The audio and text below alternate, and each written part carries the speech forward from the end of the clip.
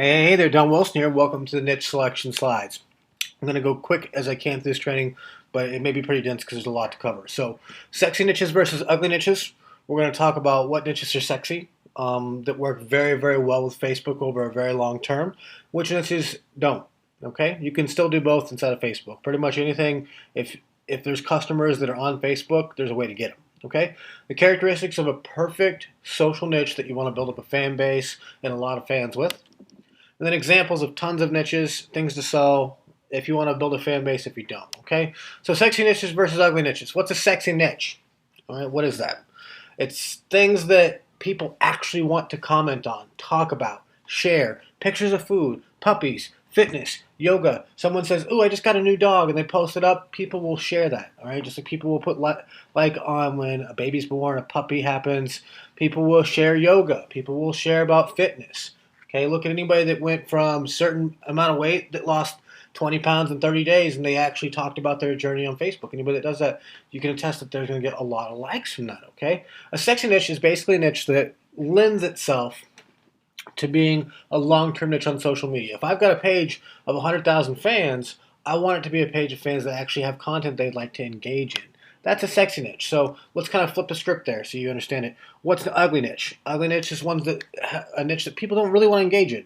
Forex. Okay, I want to know how to make money with Forex eventually, but do I want to engage with a fan page over and over? No. I might want to see your cute puppies all day because it resonates with the puppy I might have at home. Okay, fitness. I'm working out at the gym. Maybe I want daily motivation. Okay, that's something that happens in a sexy niche. Forex. If I want trading tips or that stuff, I probably want them where I'm doing more business, which is in the inbox, anyways. And I'm not going to engage over and over. Acne. I definitely do not want to talk about like acne removal on Facebook. If I have lots of acne going on, that's not something that people really want to express about. Now, being comfortable with yourself or anything like that's not what I'm talking about. I'm talking about the niche itself. Acne does not lend itself to getting a bunch of fans, opting in to win physical giveaways of items, but it does lend itself to being a very big problem that somebody might have that you can offer a product or program that's a solution as an affiliate or if you go into that niche. But there's differences, okay? You got to understand, all right, is this niche I'm going to go into, is it sexy? Is it puppies? Is it fitness? Is it yoga? Is it going to get long-term reach if I start building fans? Or if I do build fans in it, are they going to not engage because it's something they don't want to talk about on Facebook?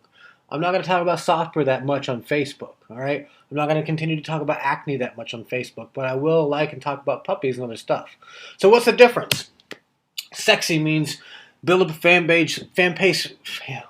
build up a fan base first, or at the same time as you're selling something. And what I mean by that is if doesn't matter if your page is puppies or Forex, if I can run an ad and get clicks for 30 cents from an audience to say pit bulls to a t-shirt and I'm going to get a return for each click of 60 cents, I'm going to run that because by nature, if I'm doing a news feed, I've got to connect it to a fan page. And when I run that, if I'm getting positive ROI, I'm going to basically get free fans in the news feed.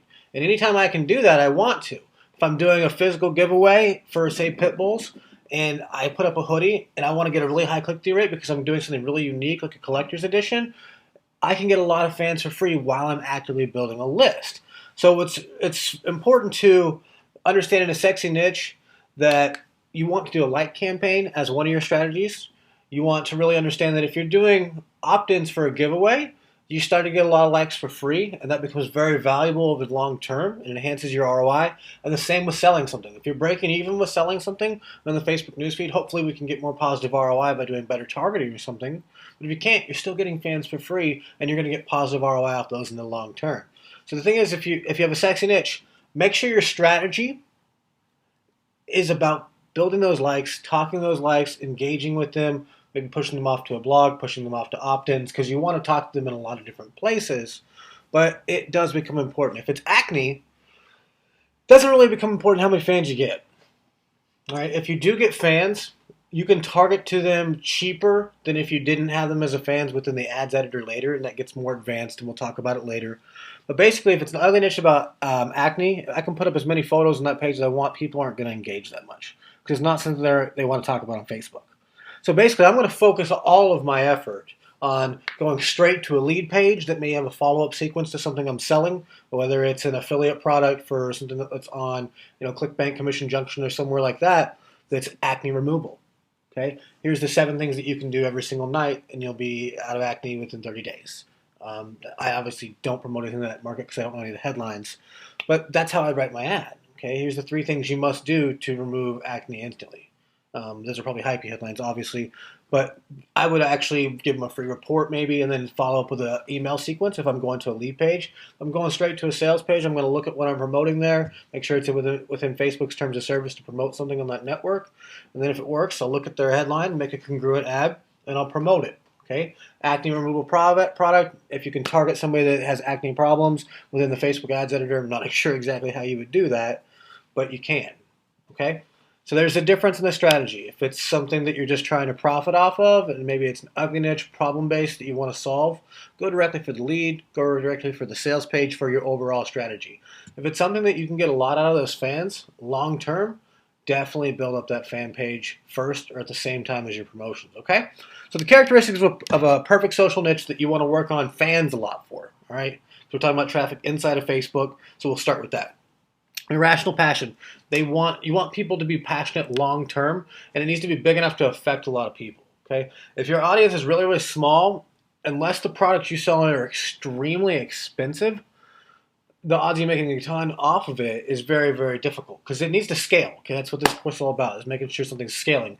But if it's high ticket enough, like you sell things like a private plane or a private jet or something like that, it doesn't take that many sales a year for somebody to make $1 million with it. So if it's not very big, it needs to be very high margin for you to even go in the niche. Okay, but if you want something that's perfect for generating fans long term, it needs to be passionate, social, community driven, so people want to talk about it. They'll band behind something when a trend happens. That's why the Pitbull stuff works so well, is because it's controversial. It's evergreen. It's community driven, and people will band behind it. Anytime that something's getting banned or something goes in the news, goes on TV, it's a hot topic, and you can get that page riled up really, really fast around a topic. You can sell a lot of items. You can get a lot of opt-ins through a petition, and it's something that's evergreen and it's worth building fans from. Okay, so no matter what you're doing, whether you're doing PPC to an ugly offer, PPC to a sexy offer, and just getting good margins on it, you must know what you're going to sell people in advance. Let me repeat that. You must know what you want to sell people in advance, or you do not need to be going in the niche. Period. I don't care about cheap clicks. If you can get cheap clicks, but nobody buys anything, those clicks weren't cheap at all. Every click that does not convert into a sale is an expensive click. Okay? So when you're thinking of it, say, okay, I want a good niche that's going to work long term, but what are they going to buy? All right? If you don't know what they're going to buy, you need to figure that out. So the optional characteristics of a perfect social niche are trending things, but it has to be evergreen and controversial and preconditioned to buy things at a high price. So not only do you need to know what they're going to buy, but if you can find it things that are at a high price normally, that trend, that are controversial, then you've got a super, super big winner. Now you're going to learn everything in this course, like the slide says, how to sell digital, how to sell physical, how to sell events, masterminds, any product and program out there. As we go through the modules and progress, I will teach you how we sell everything. I sell all those in lots of different markets, and I'll teach you how we do it in every single step of the way. But I want to go through some of the niches here so you can kind of understand what we're doing. Because every niche that I enter in, I know what I'm going to sell them before I enter in it. Sometimes I find something that sells better than my first idea of what I was going to sell them, but I've got a really good idea. So here's an example of some niches and what they're going to buy. The gun niche, Facebook doesn't like the gun niche that much anymore, so I wouldn't do that. And except terms of service is always changing. But guns, ammo, gun parts, how to build your own guns, all that type of stuff. Now, whether that's a niche for Facebook or not, the key is understanding what they're going to buy in advance. All right, gun niche, people are always trying to sell them maybe a product or program. All right, maybe you can do that later in your funnel if you own a funnel. But the path of least resistance in the gun niche is selling them guns, ammo, gun parts. That's what stores and brick and mortar stores are built off of in small towns still, because there's enough people wanting to buy those items that they can still stay in business. So when you can scale to the entire internet and hit everywhere in the world, these are the items that people are going to be buying. All right, dog niche. Everybody wants to do like how to get your dog not to crap in the house, how to do this or that. And really, what do people buy? They buy dogs. Okay, that's what the niche is about. There's a lot of people out there that don't have just one dog. Okay, And the more dogs they have, the more food they have to buy. Okay, that's why some CPA offers that did, like Doggy Loot is a CPA offer that comes and goes through a lot of different networks, and they have discounts on chew toys, food, and that's about it. Okay, shirts. I know people buy shirts in the dog niche because they're proud of their dogs, they love their dogs, they're passionate about it, and I've sold tons of them. I've sold multiple five figures of shirts at least in the dog niche itself. So think about what people are buying. The dog niche is obviously something that's social. People will band behind it, especially the Pit Bulls one. I do a lot in the Rottweilers one and a couple other ones. But what do they buy? Know it in advance. Sports. They buy t-shirts. They buy wristbands. They buy hats. They buy pendants. They buy memorabilia. They buy autograph stuff. But really, what I save the memorabilia and the autograph stuff and the higher price stuff for, the unique things, is physical giveaways. That way I only have to just give it away and it gets a really high click-through rate. But we'll get more into that in physical stuff. Fitness. There's so many things on ClickBank that are all fitness products. They come and go. Some of them stay around for a very long time. There's personal trainers, all that type of stuff. But what do people really buy in fitness? Well, they buy, what's not even on the slide, is gym memberships locally. I pay for 2 different gym memberships right now. I pay for one in Kansas. I pay for one in New York. Neither one of them I probably use, except for very, very rarely, okay? People that actually are very engaged in fitness, which is probably more the interest that you're going to have, are going to be buying protein. They're going to be buying gym shirts. I know because I've seen my students sell tons of them. Okay, they're going to buy weights, supplements, and the last thing they're going to buy, which is the first thing most marketers think of, is a product on how to be stronger. Okay, now it is good because those products can get more expensive, but where people are going to make a lot of margins, a lot of money, is selling the same things that people are already buying. It's just selling them on Facebook because they're used to getting marketed to it at their local gym. Yoga, same thing. You can put stuff up on Amazon. You can put stuff up on Shopify. It doesn't have to be t-shirts just for you to sell a physical product. It can be yoga pants, yoga shirts, yoga mats, yoga towels, headbands, all this type of stuff. Not every niche is perfect to start with t-shirts. I like t-shirts because most people need to wear a t-shirt. Okay, it doesn't matter if you're in yoga, if you like your dog, all that stuff, you still need t-shirts. So that's where I like to start off with my monetization. But then I broadened it up to stickers, signs, and then maybe on this one, there's a lot of other parts of the body to cover. Yoga pants, yoga mats, yoga towels. There's a special kind of shoe, any of that type of stuff. The more unique of an item, the probably the easier it is to sell because they're not used to seeing it inside of the Facebook newsfeed. Cycling. People actually buy bikes. Okay, so you can send leads to local cycling companies that can actually process stuff and send it throughout the entire nation and get paid a fee for those leads. There's a lot of different things you can do once you start getting these ads up and understanding them.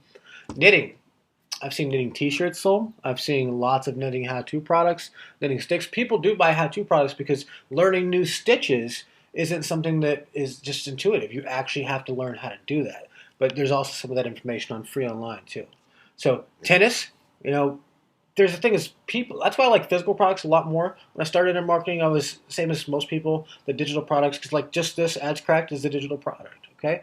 But people can really in their head assign a value to a racquetball because they know there was production cost in that. People had to make it. The material that they hold in their hand has a value to them. Okay, so first thing you want to do usually is look for the high margin, high overhead products that are digital, not high overhead, the high margin products with low overhead. Digital products. They don't cost a lot to make. Once you've got it and you've got some intellectual property that's worth money, you can assign a good value to it. And however much value you can deliver is what you can assign to it. I hope that makes sense. But when it comes to rackets, balls, sweatbands, it doesn't matter if it's a leather jacket, anything, people will assign a value as a physical product. T-shirts, TV shows. People will buy shirts. They'll buy signed memorabilia. Don't infringe on any trademarks or anything like that. You can still sell T-shirts and all kinds of stuff and get creative with TV shows without infringing, and you'll be good to go, okay? So, remember, we do want niches where people are conditioned to higher prices if possible, but still list lower price items, okay? Sometimes the margins are good enough to make good money if you've got a big audience, okay? We need to make sure that our niches, like I said, in the criteria affect 1 in 1,000 people or 1 in 100 people. It needs to be a really good niche if your products are cheap. If your products get really expensive, like in cycling, and it'd be an expensive bike, the margins start to go up and you can make money like that, okay? So I don't want to confuse you with any of that stuff. I just want to continue to get out of this slide so you can get into the next one. There's sexy niches. There's ugly niches, okay? Sexy niches, you want to build more likes, look at more long-term strategy with likes in it. Ugly niches, you just want to look at building that email list and going straight to the sale. Characteristics of a perfect social niche. We've went through quite a few of them, and then we went through a lot of different examples. You may even want to go back to this video and go through the examples again, because the key to getting a niche is not just getting cheap clicks. Like I said, if you don't turn clicks into sales, every single one of them was expensive. So, thanks for checking this out, and I'll see you in the next video.